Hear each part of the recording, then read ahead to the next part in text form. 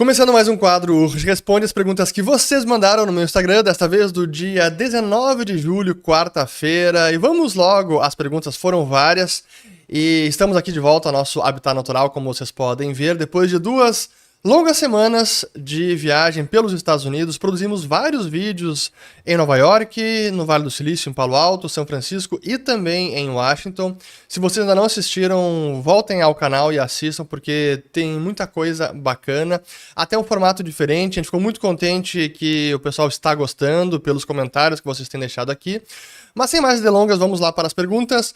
A primeira aqui do nosso companheiro de produção, Thiago Burchard, perguntando se a gente vai abrir a Ulrich Store. Pois eu propositalmente deixei aqui a caneca do Ulrich. Quem teve a ideia de fazer essa caneca foi justamente o Thiago, que me surpreendeu com esse presente no Ulrich Responde, que a gente gravou em Nova York, ao longo do High Line, que é uma linha de trem desativada, ficou bem bacana. E aí no fim do vídeo ele trouxe a caneca, eu nem sabia disso, me pegou meio de surpresa. Mas enfim, vocês gostariam de comprar a caneca do Ulrich? Comentem aqui também, que de repente a gente abre a nossa loja com merchandising do canal do Ulrich. Então vamos lá, essa foi a primeira pergunta, agora a segunda. Do Tamon YMS. Na possibilidade de Trump novamente presidente, China pensará 2 vezes em invadir Taiwan? Bom, eu não acredito que Trump vai ser presidente novamente, mas enfim, vamos supor por hipótese que isso pode acontecer. Honestamente, dado o avançado das tensões entre China, Estados Unidos e Ocidente, eu já não acho que Trump ou algum outro presidente vai fazer muita diferença, porque a prioridade do governo americano, e é governo lato sensu, não apenas um partido, é o democrata, o republicano, o presidente, o incumbente do momento, não. Isso já está agora como diretriz principal. A China está identificada como o grande adversário, como o grande concorrente deste século, capaz de mudar a ordem mundial e com algumas aspirações que deixam o mundo inteiro preocupado. Como eu publiquei um vídeo sobre isso, especialmente na questão de Taiwan, que a China quer porque quer, considera uma missão histórica e inabalável o compromisso de reunificar a ilha de Taiwan com a China. Então isso pode ser um problema, mas eu não acredito que Trump ou qualquer outro presidente vai mudar a visão dos Estados Unidos e do Ocidente em relação à China. Agora, já passamos dessa fase que é uma questão mais do presidente americano, não, do Trump. Acho que é uma questão agora de Estado, política externa do governo americano e de outros países também, não é apenas Trump. Então não acho que é isso que vai impedir a China de invadir ou não. É o cálculo militar, econômico, político que vai impedir ou não a China de invadir Taiwan. Aqui do DGLMIA. O que acha de acabar com a federação e cada estado seguir o seu caminho? Pois é, pergunta polêmica. Eu já acho que já comentei sobre isso em algum vídeo, porque essa pergunta já apareceu, mas já faz tempo. Tem a ver com a secessão, o direito de secessão, o direito de se independizar. E assim como eu defendo a ideia dos Estados Unidos se independizarem da coroa britânica, se a gente leva a ideia adiante, não seria lógico defender que os estados dos Estados Unidos também se independizassem ou que retivessem esse direito de declarar sua independência da federação, da União?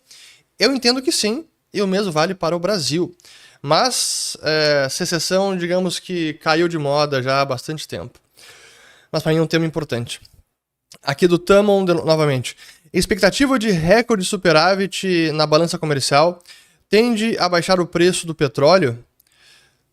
Eu tenho visto esses dados, realmente a nossa balança comercial está bem positiva, o agronegócio contribui muito, o careca da Fintwitch, que é o Robin Brooks do IIF, né, que é a Instituição Internacional de Finanças, ele fala bastante que o Brasil é a Arábia Saudita dos grãos. E eu concordo, acho que é uma visão interessante. Só que quando a gente olha não apenas a balança comercial, mas a conta corrente, que inclui a balança comercial, a balança de serviços e também a balança de rendas, o Brasil tem uma conta corrente que está praticamente deficitária. quase ficando superavitária, mas historicamente ela era deficitária. O que significa que dinheiro sai do Brasil e essa conta corrente deficitária precisa ser fechada pela conta financeira, investimento estrangeiro direto ou investimento em carteira.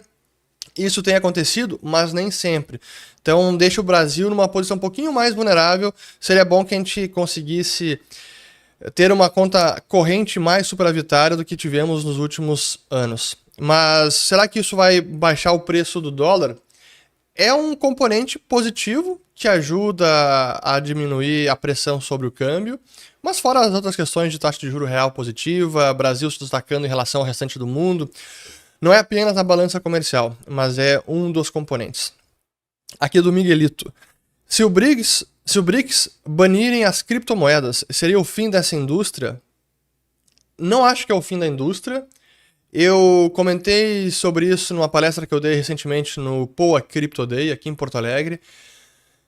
E o que eu afirmei, que eu acho que é bem possível que aconteça, até pode soar paradoxal, é que os países do BRICS e países como Estados Unidos e Europa, em algum momento podem até adotar criptomoedas, adotar o Bitcoin como uma forma de pagamento, de liquidação de pagamentos internacionais, ou até como um ativo monetário que não é passivo de ninguém, uma forma de diversificação, ao mesmo tempo em que eles proíbem os seus cidadãos de utilizarem o Bitcoin e criptomoedas. Então não se surpreendam se isso acontecer. Os estados entre si utilizam, mas proíbem e criminalizam a posse e uso pelos seus cidadãos.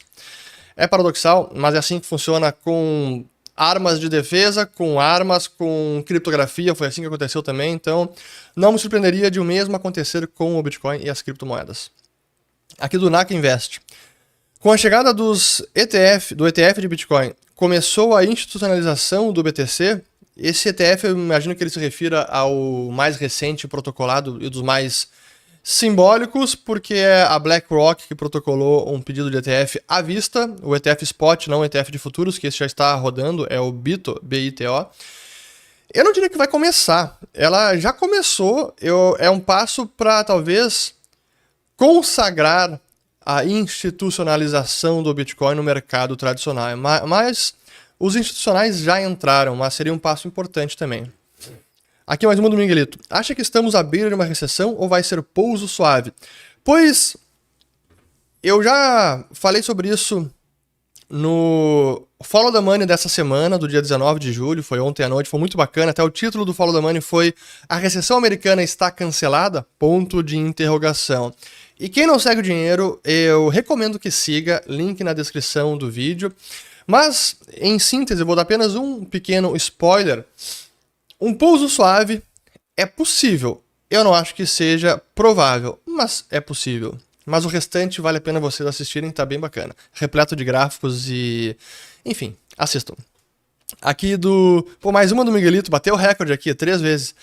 Onde guarda suas criptomoedas com segurança? Desde 2013 utiliza o mesmo? Não, a gente vai mudando. Eu prefiro utilizar a Cold Card, que é uma hardware wallet, e ela é air-gapped, significa que ela não precisa jamais tocar o mundo online. Mas quando a gente volta lá atrás, 2013, não tinha nem perto da sofisticação que temos hoje em termos de soluções para custódia. Não apenas de hardware, novos dispositivos que foram criados por empreendedores, mas também dentro da própria rede, com assinaturas múltiplas, com contratos inteligentes mais avançados, com transações que só podem ser, ou carteiras ou endereços só podem destravar um Bitcoin depois de tantos blocos ou depois de tanto tempo. Então o nível de sofisticação que temos hoje é muito maior. E então isso mudou e é muito positivo. Aqui do João Lucas. Tem 2 dele aqui, ó. A primeira: embargo não é uma boa opção para lidar com o governo ditatorial, a população que sofre, mas o que fazer? A pergunta é válida e se a gente analisar pela taxa de sucesso, será que embargos conseguiram alcançar o objetivo almejado, por exemplo, de remover um ditador ou mudar o governo do país?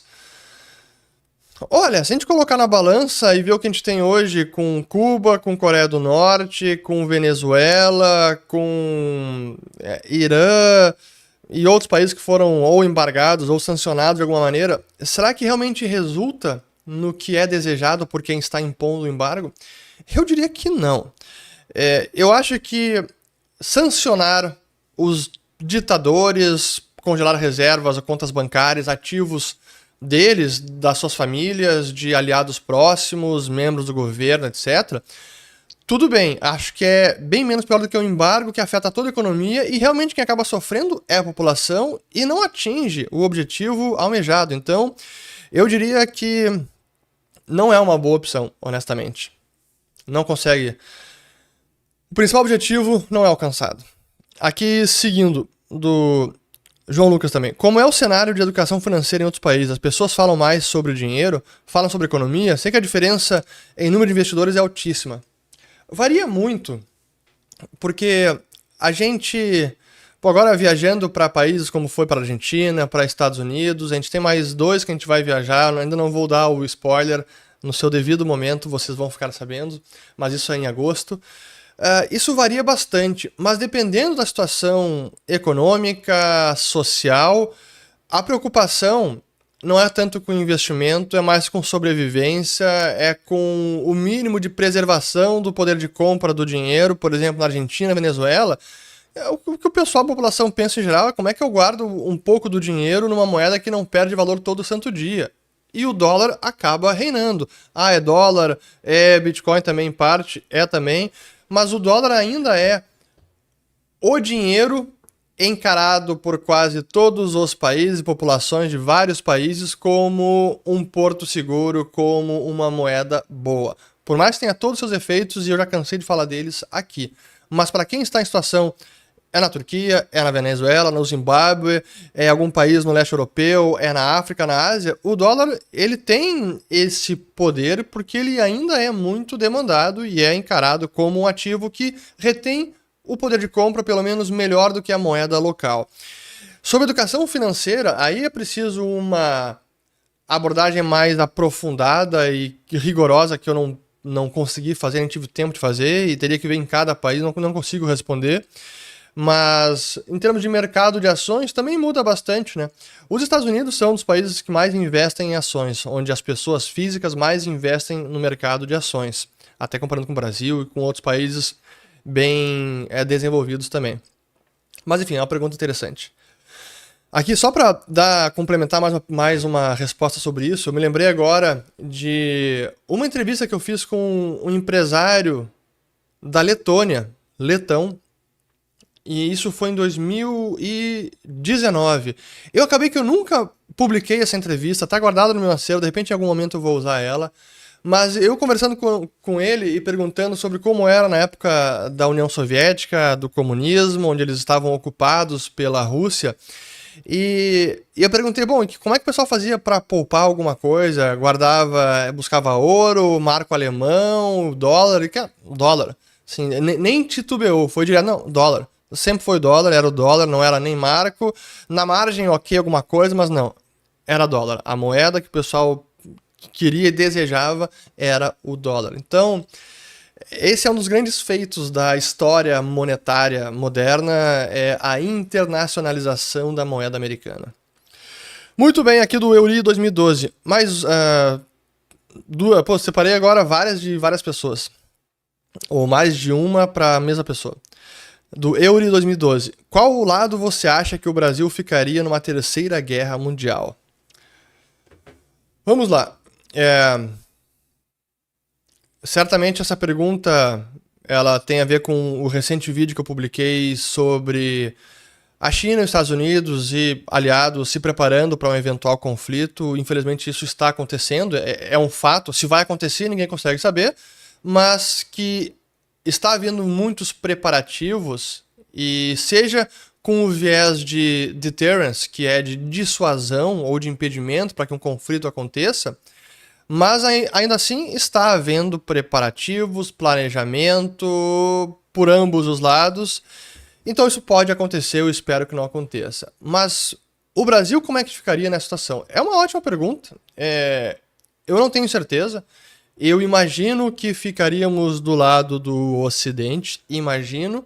Só que hoje o Brasil está numa situação econômica onde o comércio com a China se aprofundou e muito. É o nosso principal parceiro comercial, e não apenas o Brasil, da maior parte dos países do planeta.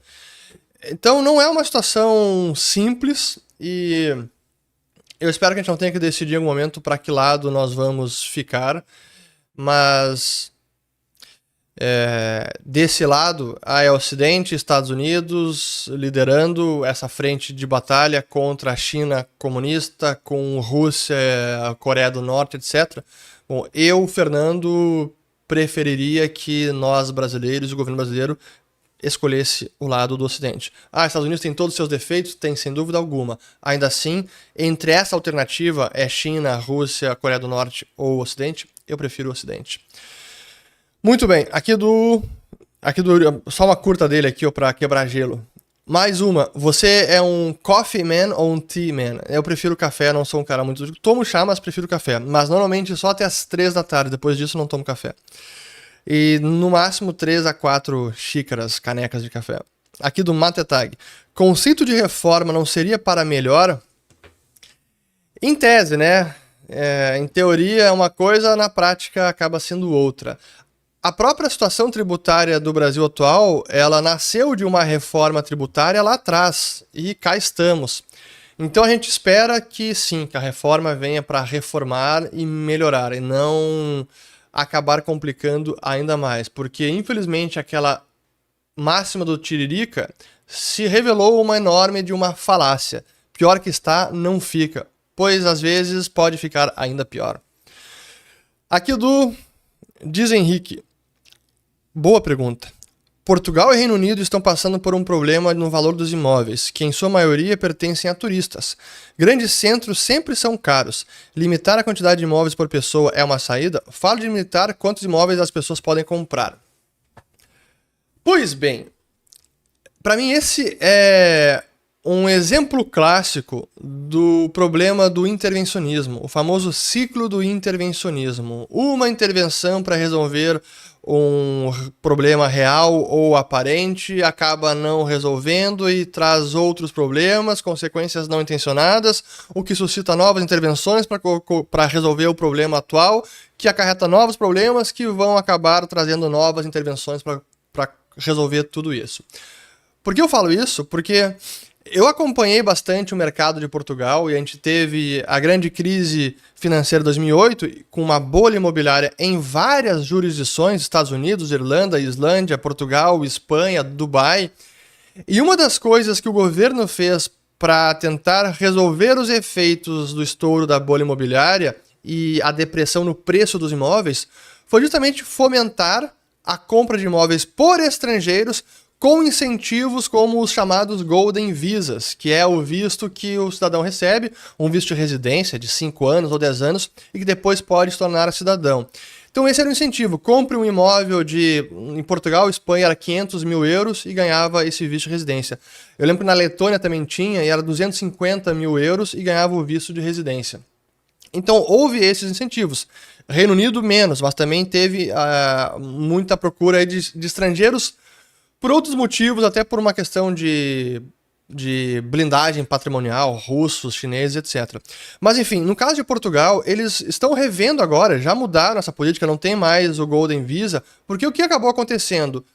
O incentivo foi aproveitado, a oportunidade foi aproveitada por vários estrangeiros, inclusive brasileiros, e muitos começaram a comprar vários imóveis e transformá-los em imóveis de aluguel, seja de aluguel de longa temporada ou aluguel do tipo Airbnb. E isso começou, agora nos últimos anos, a pressionar para cima o preço dos imóveis e dos aluguéis, e tirando de mercado até mesmo os locais. Então, aquela política inicial para resolver o problema da bolha imobiliária, que também teve dedo do governo de incentivos e políticas que fomentaram o setor imobiliário, acabou dando errado, estourou a bolha, os preços caíram. Para resolver a bolha, incentiva a compra por estrangeiros, dá um Golden Visa, os preços sobem, agora os aluguéis subiram demais e os locais estão fora do mercado. Então, essa para mim é as famosas falhas do Estado. Os economistas gostam de falar, especialmente os mais intervencionistas, das falhas de mercado. Agora, as falhas de Estado, eles não falam. E essa, para mim, é mais uma delas. E é resolver... Limitar a compra de imóveis por pessoas é a solução? Bom, possivelmente isso vai trazer novos problemas. E quanto mais o governo intervém, mais problemas ele acaba causando. Por isso, eu prefiro que não interfira. Quanto mais tenta ajudar, mais atrapalha. Eu lembro daquela piada do Ronald Reagan, que sempre falava dessa. E ele era um grande piadista. Tem vários vídeos aí com as piadas do Ronald Reagan. E ele dizia que as palavras mais assustadoras da língua inglesa eram: "Oi, eu sou do governo e eu vim aqui para ajudar". Pois é, na tentativa de ajudar, acabam só agravando os problemas e criando novos. Pois bem, aqui do Caio Rosan. Por que corretoras grandes como XP e BTG não oferecem investimento exterior igual a C6 e Inter? Pois a XP sim oferece. Se você é cliente liberta, utiliza o aplicativo da XP, você consegue entrar lá na conta internacional e investir no exterior. Ações, fundos, bonds também, renda fixa. Então, aqui eu tenho link para falar com os assessores da Liberta Investimentos. Você pode saber melhor como é que funciona pelo aplicativo e investir no mercado internacional. Aqui do J. Paral, Jô, não sei o que mais. Monopólio é ruim na visão do liberalismo? E se sim, como evitar que aconteça? Obrigado pelos vídeos. Na visão liberal, e aqui eu tô indo na tradição mais libertária, do tipo Mises, Hayek, Murray Rothbard, monopólios, até Milton Friedman, monopólios só se sustentam e existem de fato quando há um privilégio legal. Há um direito exclusivo a uma empresa que é a única capaz de explorar dado mercado ou prover tal serviço. Esse é o monopólio legal. O monopólio natural, o monopólio que surge do mercado, esse é um monopólio que não consegue se sustentar para sempre, porque o mercado é dinâmico, há substitutos, nem sempre perfeitos, mas há substitutos. Então, a teoria austríaca de concorrência, de monopólio, ela é bem radical nessa questão e talvez divirja da maior parte das linhas de pensamento econômico. Então, monopólio é uma consequência natural de um serviço, de um produto que atingiu a menor qualidade, com o melhor preço e alcançou a maior fatia de mercado, ou quase todo o mercado. A maneira de combater isso é segregando a empresa, né, separando a empresa em vários pedaços, como foi lá com o Standard Oil no século retrasado, ou século passado, eu já me esqueci a data agora, ou então colocando mais barreiras, enfim. Para mim o debate é válido, mas eu diria que boa parte do debate sobre monopólio e como combatê-los tem argumentos falaciosos, partem de premissas equivocadas, inclusive a de que é preciso preservar a concorrência entre empresas, como esse sendo o fim principal, e não o fim principal sendo o benefício para o consumidor. É o consumidor que tem que ser o beneficiado, e não preservar apenas a concorrência porque sim, mas porque está preservando o benefício e o melhor produto, serviço ao melhor preço para o consumidor. E muitas vezes a ótica é equivocada, a ótica pela qual se utiliza, ou na qual as decisões são embasadas para lidar com monopólios ou com oligopólios, enfim. Mas é um debate que eu diria bem interessante, para dizer o mínimo. Aqui do Wanders. Urris, tendência de queda da Selic. Vale investir em fundos imobiliários? Você investe? Sim, vale investir em fundos imobiliários. Eu invisto. Como sempre, vale investir em bons fundos imobiliários. Quem quiser saber fundos em específico, sigam o Marcelo Fay, F de Fernando, AYH. Já fiz entrevista com ele aqui no canal. E para mim é o grande analista de fundos imobiliários no Brasil. Aqui do Érico Rosim. E esse rally nas bolsas americanas, soft landing e alta infinita, ou logo voltamos à real? Com a bolsa americana tão esticada, qual seria o valor justo da taxa de juros dos Estados Unidos? Então acho que tem a ver essas duas perguntas que eu separei. A outra foi do Fontes Carol. E eu também abordei isso no Follow the Money, e eu não acho que vai ser alta infinita. Para mim, esse é o momento em que a relação o risco-retorno para investir no mercado americano já não está tão favorável, eu diria está menos favorável. Mas é a minha visão, o mercado pode subir, apesar dessa minha avaliação, sem dúvida alguma, pode subir mais 10, 15, 20%. Eu acho que não compensa o risco de entrar agora no mercado americano em geral. Então, eu prefiro ficar de fora ou apenas manter as posições em empresas bem escolhidas que eu tenho. Aqui do Deco Nunes. Estou na Austrália, devo me preocupar com a guerra na China? O mundo inteiro deve se preocupar, e sem dúvida quem está aí na região mais ainda. A China também tem colocado bases militares em algumas ilhas ao redor aí da Austrália, no Oceano Pacífico. E é um problema para o mundo inteiro. Recentemente vi vários documentários. Se você procurar no YouTube, tem vários documentários, reportagens, entrevistas de canais e de redes de televisão australianas sobre esse assunto. O avanço da China, as ambições de Xi Jinping, o potencial conflito com o Ocidente, enfim. Então, vale a pena assistir, mas sim, o mundo inteiro tem que se preocupar, infelizmente. Aqui do Matheus. No atual cenário, você acha que a dívida americana terá comprador? Ela continua tendo comprador. Na margem, talvez tenha menos comprador do que já teve. Pelo óbvio, mais de 34 trilhões de dólares, com dívida PIB mais de 120% e com um déficit fiscal crescente. O pessoal não tem se dado conta que o déficit americano está crescendo.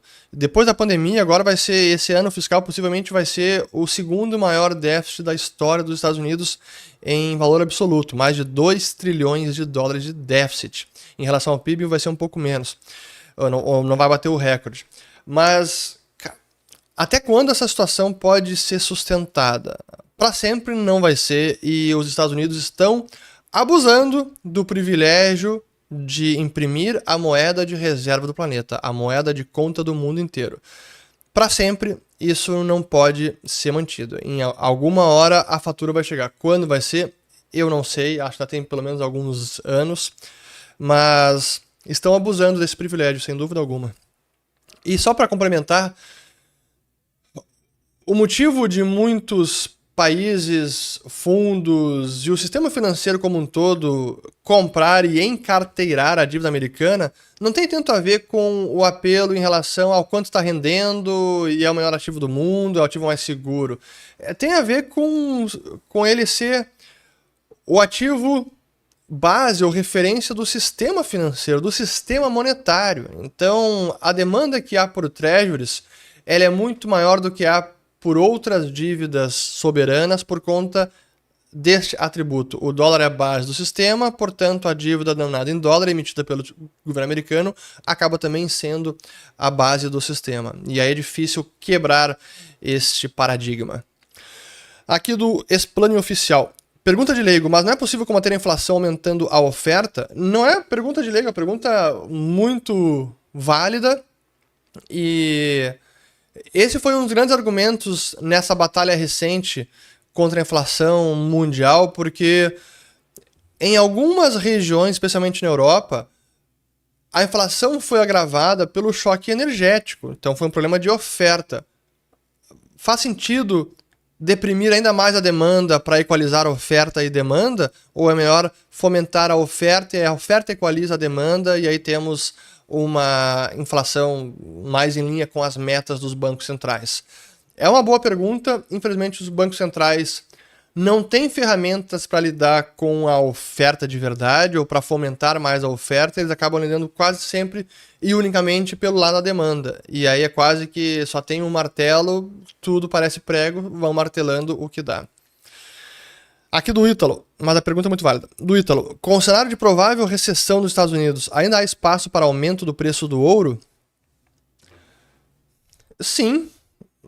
Se uma recessão se confirma, a gente pode acabar tendo até uma queda nos juros mais longos. O juro longo está relativamente alto, está em 4%, de 30 anos, de 10 anos chegou em 4%, voltou para um pouco abaixo, agora está em 3,70 e alguma coisa.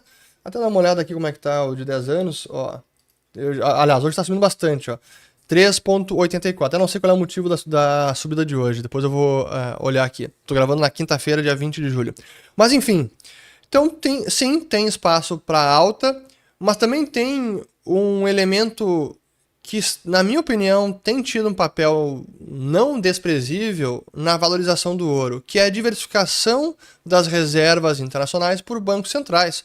Os BCs têm sido grandes compradores, Índia, China, Rússia e vários outros. Até mesmo o Brasil, na margem, está comprando ouro.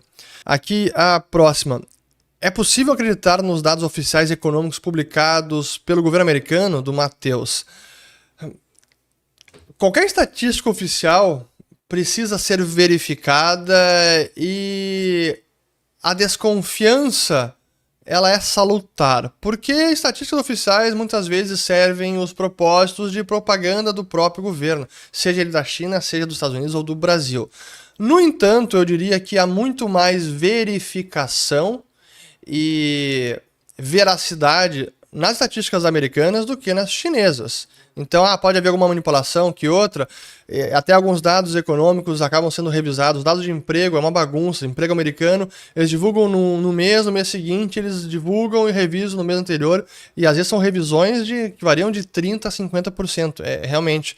Mas há questionamento, elas são divulgadas com a periodicidade, elas são verificadas, a forma de comprovar o quão real são esses números e estatísticas. O que na China é muito mais difícil. Então, na China, há realmente a chamada Great Wall of China, o Great Firewall of China.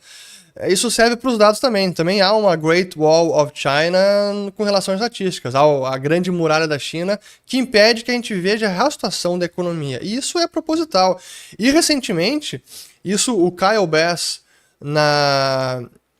no discurso que ele fez no Hudson Institute, que eu até fiz um vídeo sobre isso, ele mencionou vários dados estatísticos, tabelas que não estão mais sendo divulgadas pela China. Então, cara, é complicado.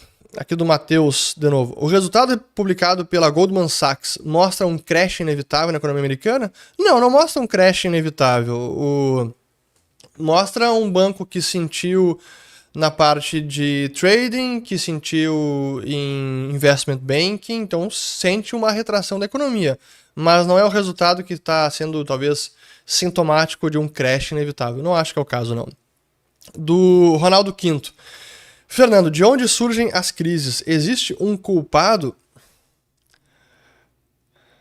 As crises, vamos lá, crises econômicas, crises financeiras, bolhas especulativas, ciclos,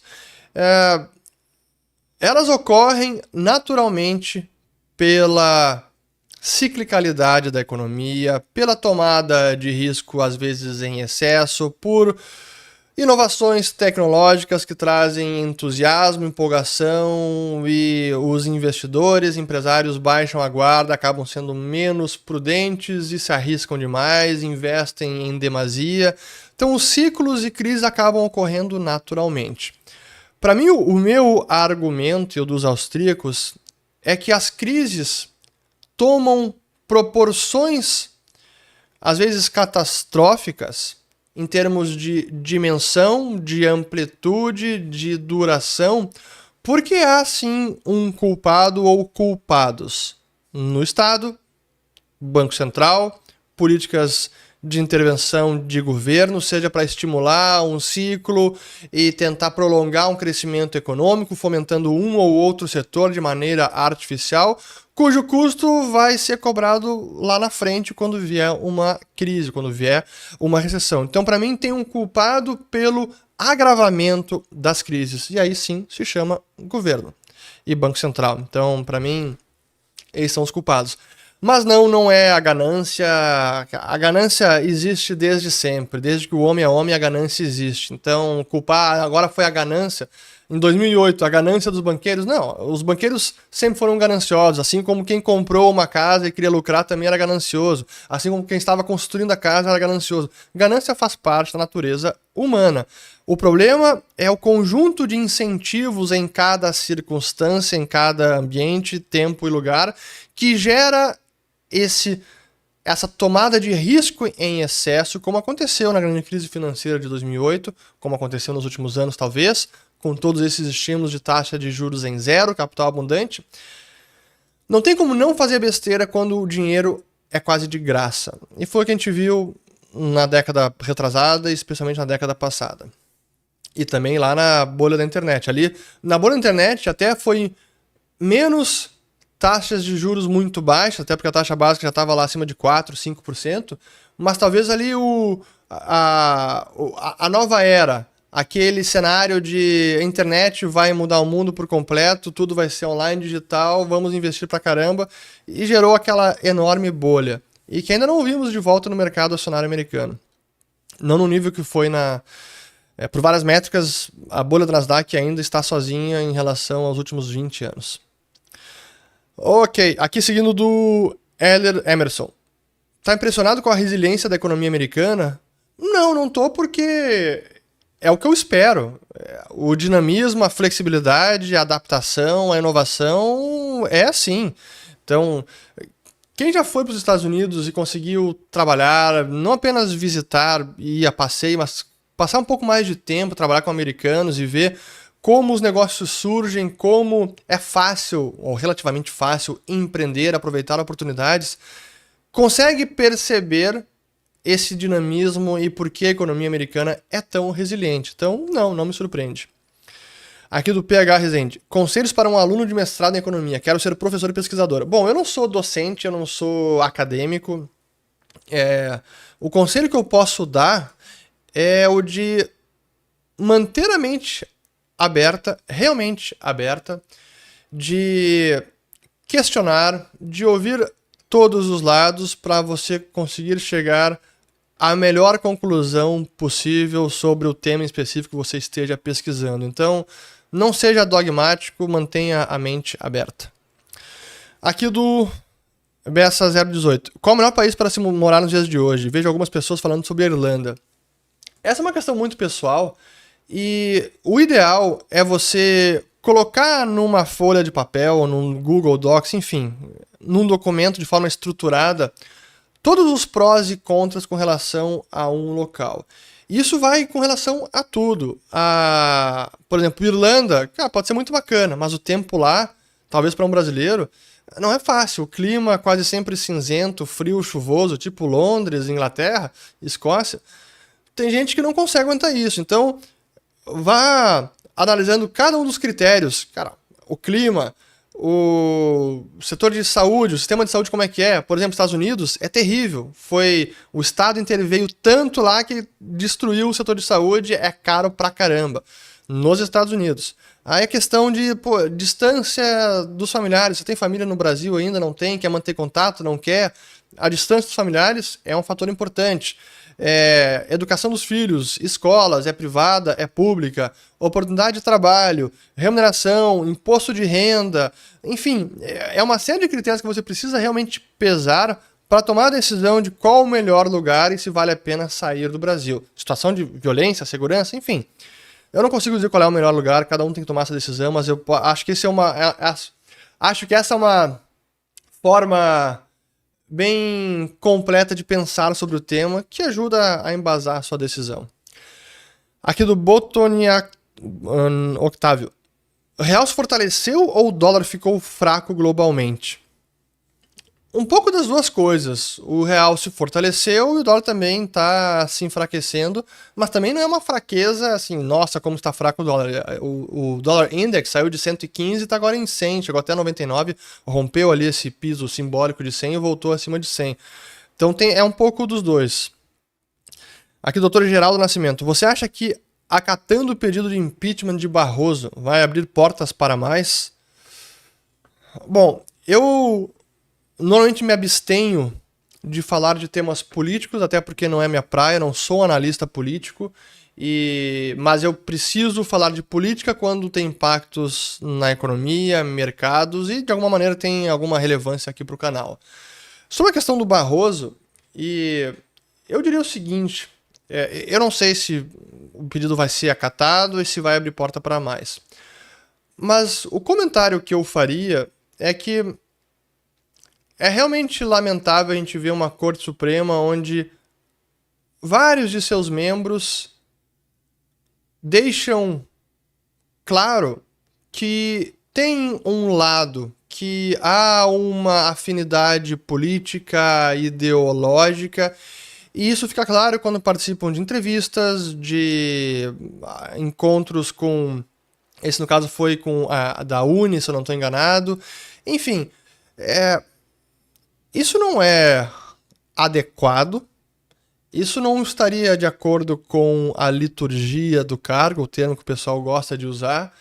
Eu entendo que juízes da Suprema Corte deveriam ser o mais isentos e imparciais possíveis e se abster desse tipo de encontro, porque é abrir espaço para críticas e talvez entrar em um terreno aí, uma areia movediça que depois é difícil de sair.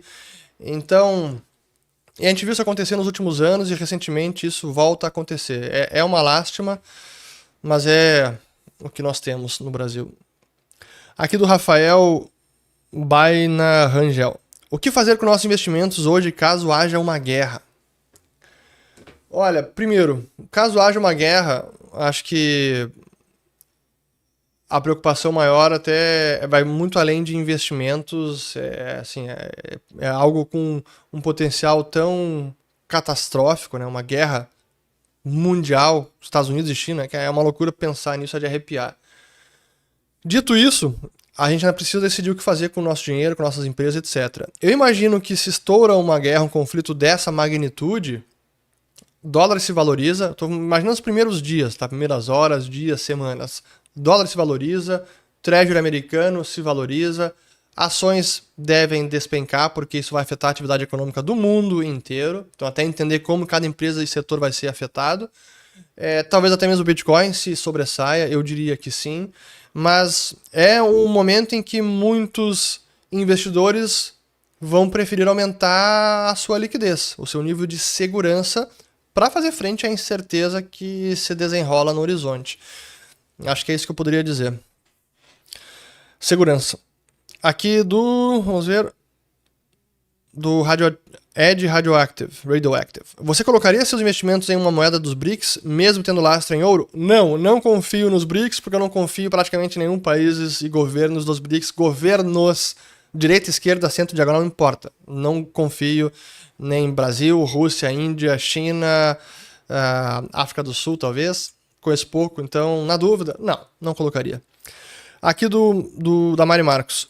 Uma iminente guerra dos Estados Unidos com a China pode desvalorizar o dólar? Eu diria que não. Eu diria que uma iminente guerra, trazendo muita incerteza, traria, na minha avaliação, suscitaria aquele instinto de segurança, refúgio a um porto seguro, e o dólar ainda é visto como tal. Então eu imagino que o dólar poderia se valorizar. Como o ouro, também não mencionei o ouro. O ouro também se valorizaria, na minha avaliação, num momento como esse.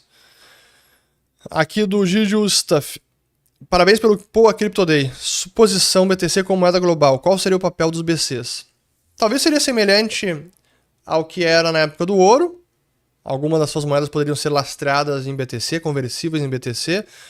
É realmente uma mudança de patamar brusca, porque com uma moeda, com o BTC como a moeda global, você nem precisa das moedas locais. A gente pode bypassar, contornar bancos centrais e o sistema legado tradicional. Então, é interessante. Aqui do Chris Morte. Subida no mercado de inteligência artificial. Bolha, novo mercado ou veio para ficar? Tem um componentezinho de euforia, deu uma sobrevida grande no mercado agora, e é curioso como no dia que a Apple anunciou, até deixa eu ver se eu coloco aqui na tela, a Apple anunciou que estava trabalhando com inteligência artificial, alguma questão dela, deixa eu ver aqui, vamos ver, até colocar em candles, vamos lá, foi, num dado dia, chegou a disparar aqui, deu alguns %, até aqui não tá tão clara essa foto. Mas foi no dia que saiu um comunicado aqui, pode ver que a volatilidade foi alta nesse dia aqui, Então deu um estilingaço ali na ação da Apple, porque ela publicou algo que estaria trabalhando com inteligência artificial. E a gente tá vendo isso agora. As empresas estão se apropriando do termo, utilizando nos seus earnings calls, as divulgação de resultado de trimestre, as divulgações de resultados de trimestre, e isso está sendo geral. Então, menciona AI, Artificial Intelligence, e aí a ação acaba disparando na bolsa. É um pouco do hype, como a gente viu com blockchain, como a gente viu com metaverso e agora com AI. Então, é mais o mesmo. Tem um pouco de euforia, tem realidade, tem.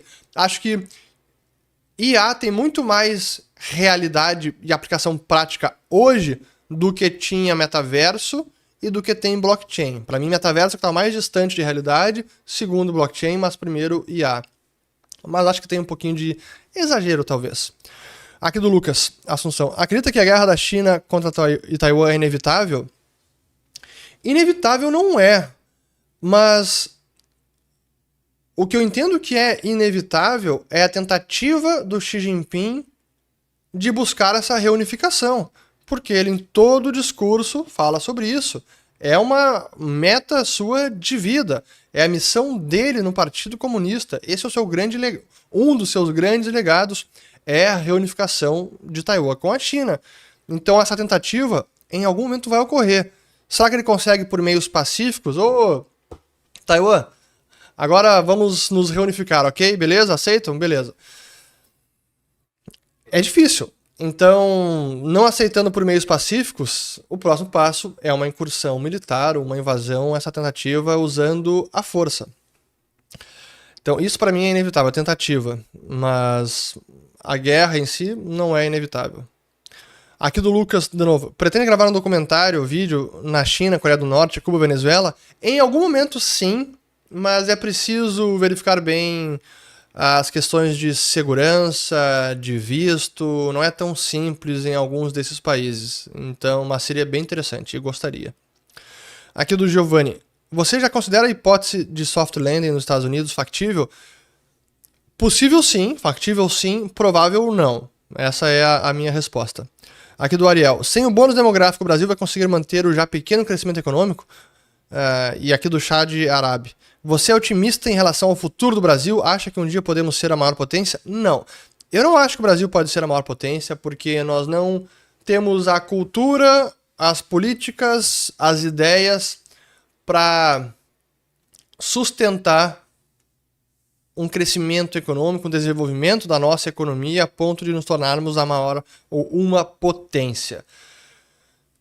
Não tem como. Honestamente, é preciso ser realista quanto a isso. Pode melhorar? Pode. Ser uma potência? Olha a distância que temos de PIB per capita do Brasil, cerca de 10 mil dólares para arredondar, e Estados Unidos, cerca de 80 mil dólares. É praticamente 10 vezes. Então, muita coisa precisa mudar na mente dos brasileiros, a nossa cultura, para viabilizar um Brasil se tornando potência. E a questão do bônus demográfico, esse é um enorme desafio, é um desafio de curto prazo, ele não é uma preocupação futura, isso já é uma realidade. Não temos mais bônus demográfico, o censo acabou de deixar isso bem claro, e nossa produtividade está estagnada. Então como é que a gente vai ser potência e crescer de forma robusta, com demografia já não contribuindo, sendo um fator negativo, e a produtividade estagnada e em algumas indústrias até caindo? Não tem mágica, assim, não tem milagre.